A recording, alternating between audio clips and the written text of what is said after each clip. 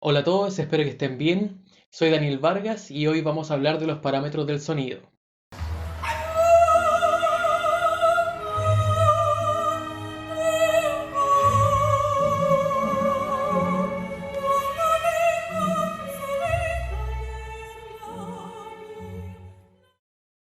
Este es un tema que a mí me gusta mucho tocar en las clases, pero como un tema aparte. O sea, uno conversa del tema, se reflexiona, pero no se dedica una clase completa a esto. Entonces, como esta clase dura solo 15 minutos, vamos a dedicar los 15 minutos a hablar de este concepto. Los parámetros del sonido son cuatro: altura, intensidad, timbre y duración. Y son las principales características que va a tener el sonido para poder existir. ¿Qué es lo que nosotros nos podemos imaginar por altura? Obviamente, lo primero que vamos a decir es el rango en el cual un sonido pertenece o existe. Me refiero, podemos tener un sonido grave, podemos tener un sonido agudo o un sonido medio. Pero pensemos qué es un sonido grave y qué es un sonido agudo. Entonces lo primero que tenemos que saber es que la altura dentro de los parámetros del sonido va a existir, o nosotros la vamos a definir, siempre y cuando la comparemos con otro sonido. No podemos darle una definición sin tener un referente al lado. Claro, nosotros podemos decir si un sonido es grave o no, pero no vamos a tener una certeza plena hasta que lo comparemos con otro sonido. ¿Qué pasa con esto? Profundizando un poco más en el tema, cuando uno da un agudo cantando, ¿cierto? Nosotros siempre pensamos que tenemos que llegar muy arriba. El tema es que, ¿por qué nosotros pensamos que los agudos están arriba? Ese es un tema muy importante en el canto, porque la idea es que de aquí en adelante ustedes entiendan este concepto de que los agudos no se deben pensar hacia arriba, al contrario, se deben pensar hacia abajo. ¿Por qué? Cuando nosotros damos un agudo, tenemos que bajar todo, ¿cierto? Esto se baja y se presiona mucho la guatita, pero si nosotros pensamos en estar muy arriba, vamos a levantar el pecho y esto nos va a quitar el control que nosotros tenemos sobre los músculos del diafragma. Es un tema súper puntual y que me gustaría de verdad llamar mucho la atención en esto a todas las personas que ya cantan o a todas las personas que quieran aprender a cantar, que lo hagan desde un comienzo. Si nosotros comenzamos a cantar o si nosotros estamos cantando dando una nota grave o aguda y lo hacemos de esta manera, perdemos el control absoluto de esto, y todo el control en cuanto a afinación, en cuanto a volumen, a potencia, se va a ir acá, porque el sonido no tiene por dónde salir. Entonces va a buscar, en este caso, lo que suena, que son las cuerdas vocales, y ahí nos vamos a desgastar la voz. En cambio, si nosotros lo pensamos desde abajo, inhalamos y todo se queda abajo, el pecho no se infla, ¿cierto? Y al empujar, no empujar, la palabra en sí no es empujar, porque el empujar requiere tensión, ¿cierto? Y yo no quiero empujar, quiero simplemente presionar. Entonces, cuando yo presiono para dar un agudo o para dar cualquier nota, tengo que hacerlo siempre con esta sensación hacia abajo, porque si lo pienso hacia arriba, se me va a ir a la garganta sí o sí. Entonces, por ejemplo, no, doy la primera nota, ¿cierto? Y cuando yo voy a empezar a subir, digámoslo así para que se entienda, no lo voy a pensar como subiendo, lo voy a pensar en bajada. No, hacia abajo. Porque si no, voy a hacer no y se me va a cerrar y no me va a funcionar. En cambio, si yo lo pienso hacia abajo, va a ser mucho más probable que yo pueda tomar la nota, porque voy a tener un apoyo, voy a tener un peso que me va a decir, un apoyo psicológico, o que me va a dar un apoyo psicológico en decir sí llego a la nota, porque no está tan lejos, está hacia abajo. Es un punto muy, muy, muy importante. Ahora, obviamente, este no es un tema que uno pueda llegar y hacerlo de inmediato. Es un tema psicológico, es un tema de presencia, es un tema de postura, es un tema de relajación. Todo va a envolver a poder dar bien un agudo. ¿Qué pasa, por ejemplo, cuando hay un agudo que yo no lo puedo dar? Que, por ejemplo, no sé, en una vocalización, para la gente que ya canta, en una vocalización yo doy un agudo, por ejemplo, ¿cierto? Pero cuando estoy cantando una canción, no llego al mismo agudo que en la vocalización llego. ¿Por qué pasa esto? ¿Por qué uno dice, ¿por qué en esta canción no puedo llegar a esta nota si en las vocalizaciones llego súper bien? Cuando uno va a dar un agudo, no solamente va a dar la nota, sino que tiene que ir acompañada por la vocal en la que estamos cantando, ¿cierto? Porque no es lo mismo dar un agudo en la vocal I que en la vocal o en la vocal A, ¿cierto? Que son vocales abiertas, en cambio la vocal I es más tensa y complica un poco más el tema de dar un agudo. Se tiene que pensar en la agilidad con la que se da la nota, ¿cierto? Porque si pasamos de una a otra muy rápido, por supuesto que no va a ser tan fácil. Y hay que prepararse en cuanto a una frase. Por ejemplo, la canción, cuando uno va avanzando y va a dar un agudo, siempre y cuando uno se preocupe de la respiración, es como va a salir. Si yo veo que el agudo se me viene muy encima y tengo poco aire, lo único que me queda es luchar, presionar, ¿cierto?, hacia abajo para que salga de la mejor manera posible. Pero si me pilla desprevenido, es muy probable que no lo pueda dar, dependiendo de la dificultad del agudo, de qué tipo de agudo sea. Porque, por ejemplo, hay unas notas que se llaman pasajes, que son los pasajes en la voz. Hay notas puntuales que van a incomodar al cantante, siendo que, por ejemplo, uno llega acá, ¿cierto? Voy a hacer lo más gráfico posible para no entrar en términos técnicos porque quiero que todo el mundo pueda entender esto. Si yo doy una nota acá, ¿cierto? Y esta es mi nota más aguda, más aguda. Y resulta que tengo otra nota acá, ¿ya? Que está cerca de la nota aguda, pero no está tan cerca como para decir, si esta es la que me cuesta más, ¿cierto? El más agudo que yo tengo, esta me debería costar menos. Pero hay muchas veces que no pasa así, que la nota de abajo cuesta un poco más o suele ser un poco más incómoda que la nota que da uno más aguda. Cuando uno llega al final de su agudo, ¿cierto? No es por incomodidad que uno no pueda, es por un tema de registro. En cambio, la anterior es un tema de muda de voz, de muda de posición. Muda de voz se refiere a los niños cuando cambian de voz, pero en este caso cuando uno hace el cambio de posición para pasar de un registro a otro, ¿cierto? Porque la misma posición, se trata de ocupar la misma posición para todo, pero siempre va avanzando hasta llegar en una posición prácticamente distinta de un agudo a un grave. No es lo mismo hacer esto, no,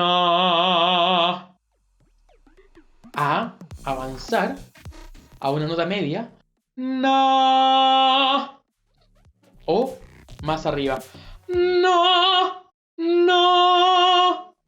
No es lo mismo la primera, que es más grave, la segunda, que es media, o la tercera, que es aguda. Eso es muy distinto. Entonces, va avanzando de una manera y el cambio que uno tiene que ir formando en la posición para lograr el agudo es el proceso que nosotros tenemos que trabajar. Por eso hay notas que son incómodas entre medio. Que eso también va en la vocal, va en la respiración, va en la posición en la que uno está, va si uno está sentado, si uno está de pie, si uno está caminando, va en todo. Absolutamente todo tiene que ver en cómo funciona un agudo.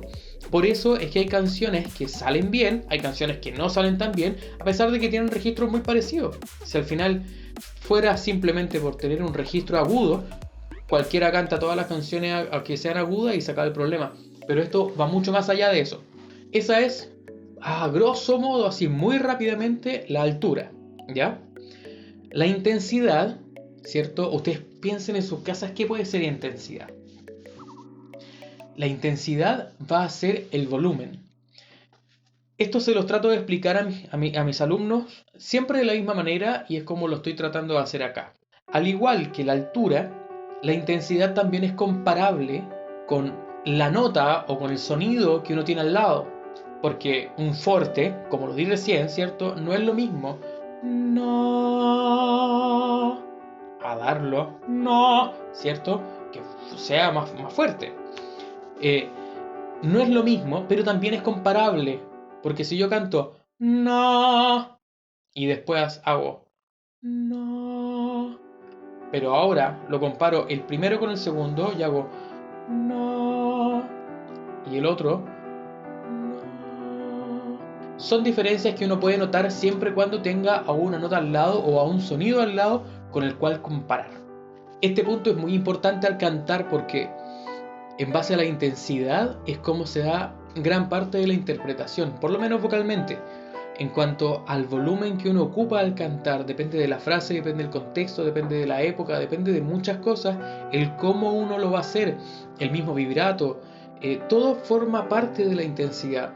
Y hay veces que, por ejemplo, depende del periodo del cual estemos hablando, no sé, barroco, ¿cierto? Renacentismo o distintas épocas que han habido durante la historia, se va a ocupar el vibrato o no, el aumento de volumen va a ser sustancial o no, todo va a depender de la época. Por ejemplo, si nos queremos apegar bien como al lado clásico, pero si lo tomamos más al lado moderno o al tiempo que estamos ahora, decir, por ejemplo, un cambio de volumen no es simplemente tomarlo en el contexto, sino que también va en lo que se dice, qué es lo que está diciendo la persona, y hay un poco más de libertad para el cantante, de cierta manera, al momento de cantar con respecto al volumen.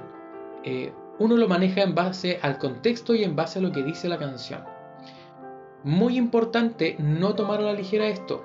No siempre un final de canción va a ser fuerte.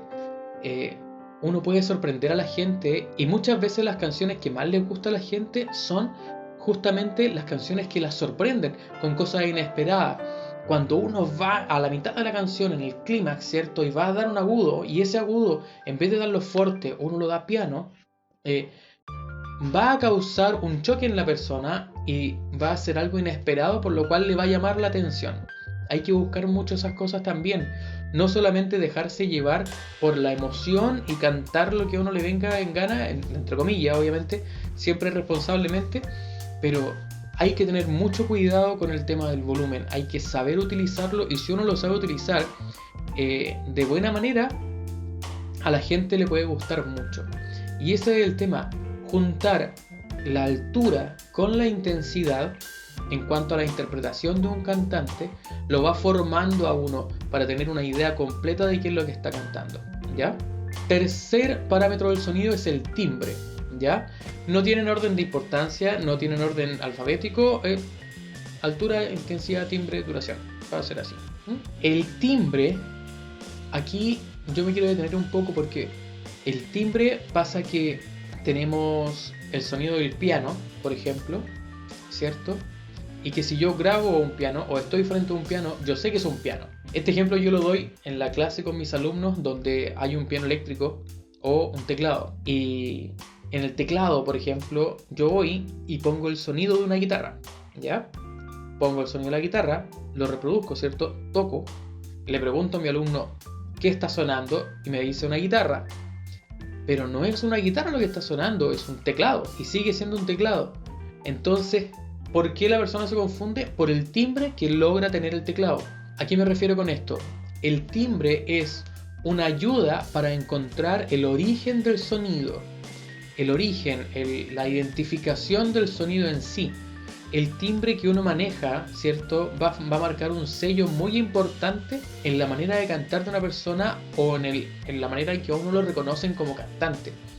Y que eso igual es importante, pero tiene que ser un timbre no fabricado, siempre de manera natural para que el cuerpo fluya y así no hayan tensiones dentro de nuestro cuerpo que nos puedan afectar a la voz. Entonces, estudiar, practicar, ¿cierto? Tratando de cuidarse lo mejor posible y se va a ir encaminando hasta lograr un timbre propio, ¿ya? Que por ejemplo hay gente que les gusta, hay gente que no les gusta. Hay cosas que por ejemplo el timbre va a ir evolucionando a través del tiempo porque la voz va a ir adquiriendo experiencia y va a ir avanzando y creciendo con uno.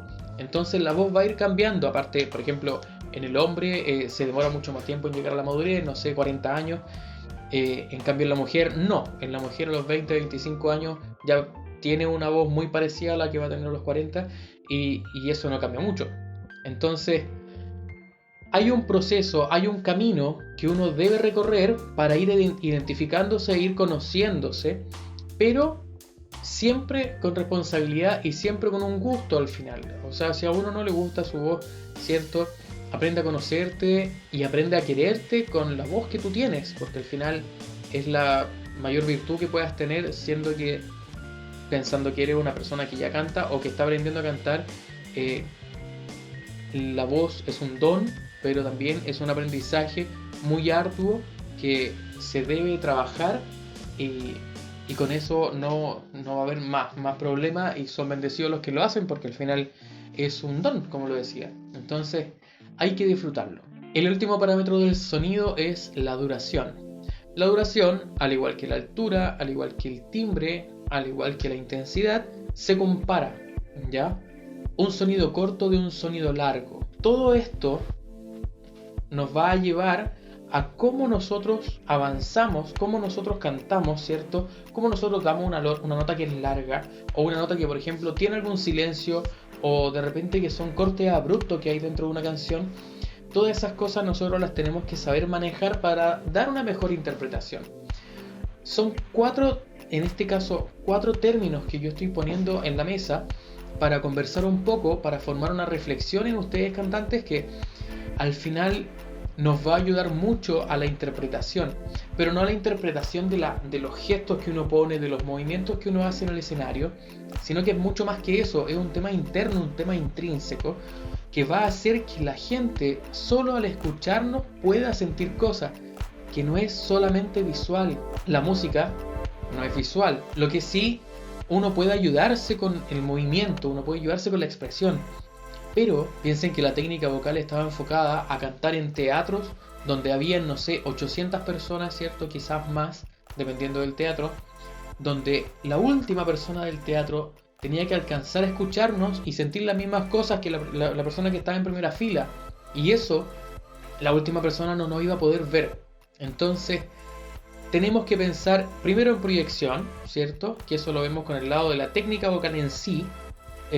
Y tenemos por este lado la interpretación, pero la interpretación no gestual, la interpretación que es más intangible. Me pasa que cuesta un poco entender esto porque obviamente son cosas intangibles que nosotros creemos que no podemos controlar, pero con el tiempo uno va identificando estas cosas, y al momento de cantar, lo primero es que tenemos que saber que para aprendernos una canción hay que analizar la canción, no hay que llegar a cantarla. Uno se puede aprender la afinación, ¿cierto?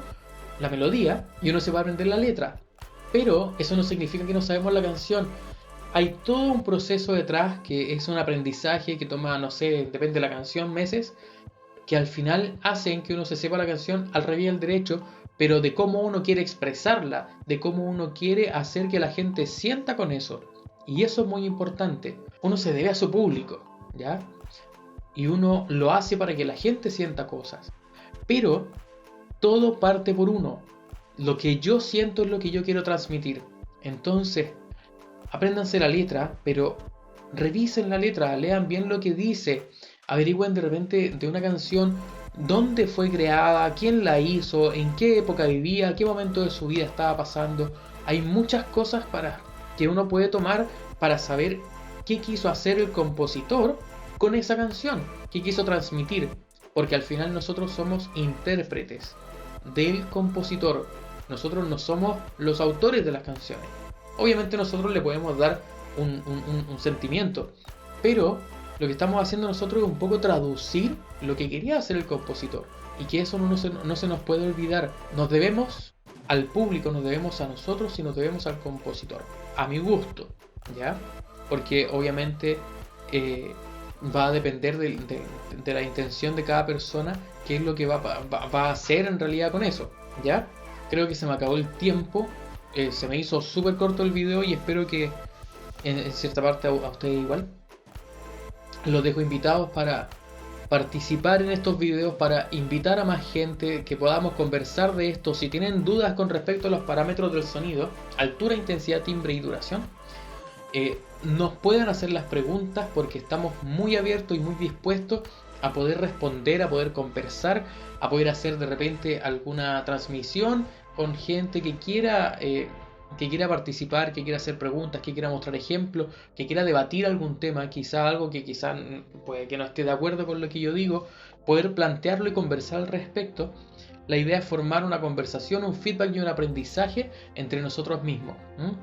Los invito a que nos sigan, por supuesto, en nuestras redes sociales, Bramasole du Aconcagua. En Facebook estamos como Bramasole a secas, por si acaso, porque teníamos un Bramasole du Aconcagua que nos hackearon la cuenta y la perdimos. Así que estamos con Bramasole a secas, Bramasole.